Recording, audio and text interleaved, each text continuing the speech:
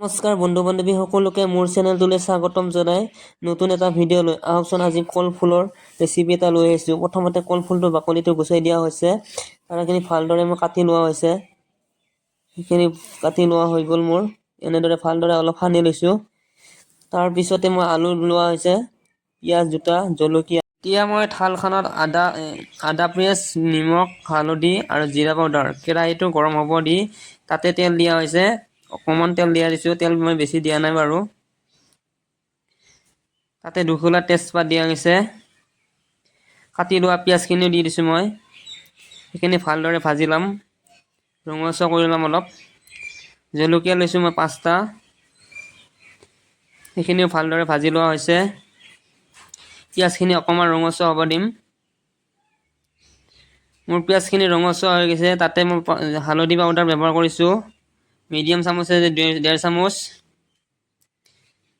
জিৰা পাউডাৰ 1.5 চামুচ ব্যৱহাৰ কৰা হৈছে, মিডিয়াম চামুচ।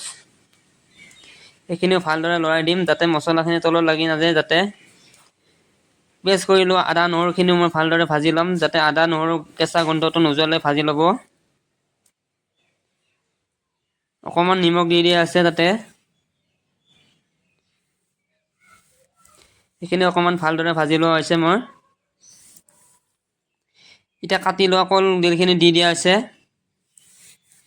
সেইখিনি মই ভালদৰে ভাজি ল'ম, যাতে তলত লাগি নাযায়। ভালদৰে ভাজি ল'ব। এনেদৰে ভালদৰে ভাজি থাকিব লাগিব। তাতে কাটি লোৱা আলুখিনি দি দিয়া গৈছে মোৰ। এইখিনিও ভালদৰে ভাজি ল'ম, 2-3 মিনিটমান ভালদৰে ভাজি ল'ম, যাতে তলত লাগি নাযায়। সেইকাৰণে ভালদৰে লৰাই আছোঁ মই হেতাখনেৰে।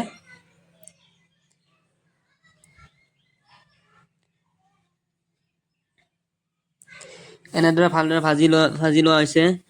2 মিনিটৰ কাৰণে মই ঢাকনিখন মাৰি দিছোঁ। এতিয়া আকৌ ঢাকনিখন গুচাই আকৌ মই লৰাই দিম। এতিয়া অকণমান পানী দি দিছোঁ, গৰম পানী ব্যৱহাৰ কৰিছোঁ মই। পানীটো একেবাৰে দিব নালাগে, অকণমান অকণমান দি দিব। এনেদৰে আকৌ ভালদৰে লৰাই দিছোঁ মই হেতাখনেৰে।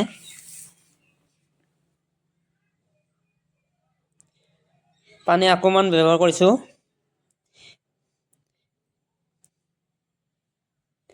সেইখিনিও যাতে ভালদৰে ভাজি লওঁ।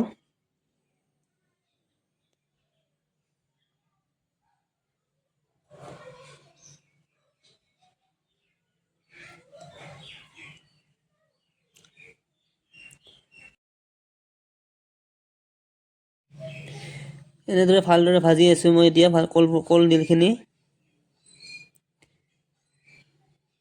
আকৌ অকণমান পানী ব্যৱহাৰ কৰিছোঁ, গৰম পানী।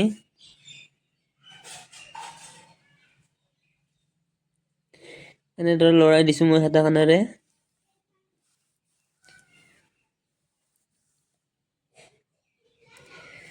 পানীটো মই একেবাৰে দি দিয়া গৈছে, গৰম পানী ব্যৱহাৰ কৰিছোঁ মই।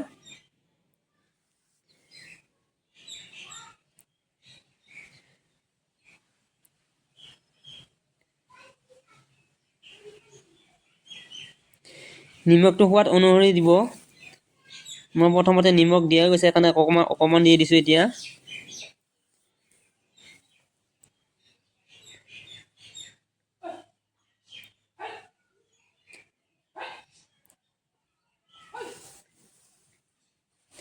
এতিয়া মই 5 মিনিটৰ কাৰণে ঢাকনিখন মাৰি দিছোঁ। ঢাকনিখন গুচাই দিছোঁ মই এতিয়া। ঢাকনিখন গুচাই দি মোৰ কলফুল তৰকাৰীখন হৈ গৈছে। যদি ভিডিঅ'টো চাই ভাল লাগিছে তেনেহ'লে লাইক আৰু কমেণ্ট আৰু শ্বেয়াৰ কৰিব নাপাহৰিব। আৰু প্ৰথমবাৰ মোৰ ভিডিঅ' চাই আছে যদি চেনেলটো ছাবস্ক্ৰাইব কৰি ল'ব, নতুন নতুন ভিডিঅ'বোৰ পাই থাকিব।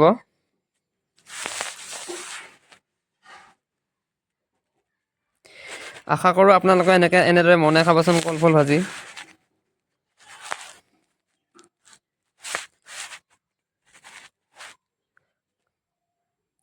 কম সময়তে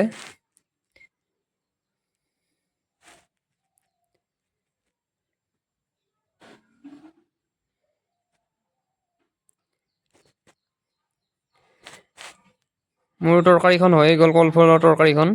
মই এতিয়া নুমাম।